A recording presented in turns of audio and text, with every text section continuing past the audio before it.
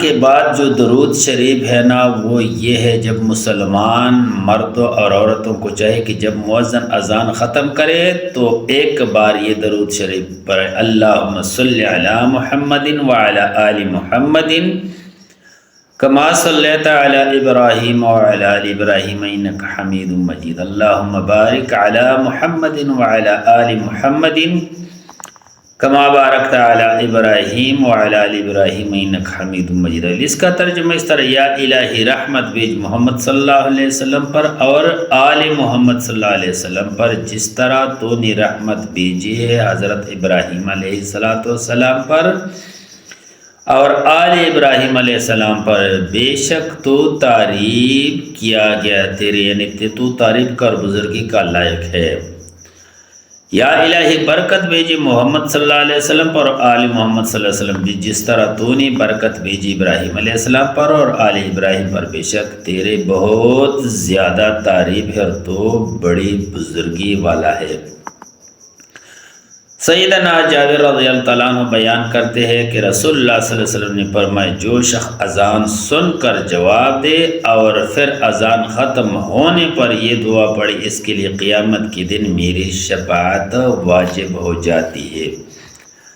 اس دعا میں بھی ہمارے لوگوں نے کافی بدعات جو ہے نا اختیار کیا اور اس میں کافی الفاظ اپنے طرف سے ڈال دیا ہے۔ وہ دعا یہ ہے، اللہم رب هذه الدعوة التامة والصلاة القائمة آت محمدا الوسيلة والفضيلة وابعثه مقاما محمودا الذي وعدته۔ یہ الفاظ یہاں تک محدود ہے حدیث میں۔ اس کا ترجمہ ہے کہ اے اللہ،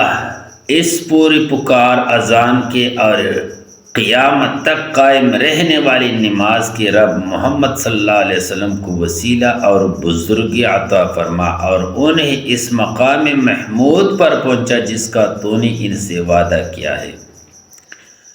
اس میں لوگوں نے کچھ الفاظ اضافے کہ والفضیلۃ والدرجۃ الرفیعۃ وارزقنا شفاعتہ یوم القیامہ، یہ حدیث میں نہیں ہے، اور کچھ لوگوں نے یا ارحم الراحمین بھی اضافہ کیا، کچھ لوگوں نے یہ بھی انک لا تخلف المیعاد،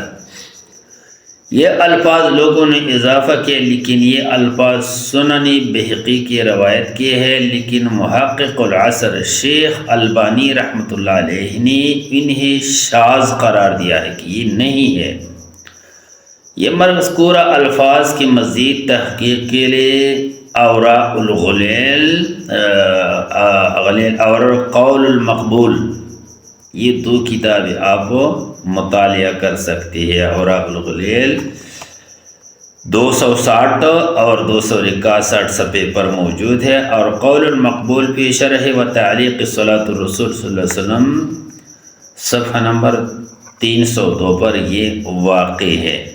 تو اس سے ثابت ہو گیا کہ اذان کا جواب، اذان کا طریقہ اور اذان کے فضائل کس طرح بیان کی جاتی ہے۔ انشاءاللہ آئندہ بھی اسی طرح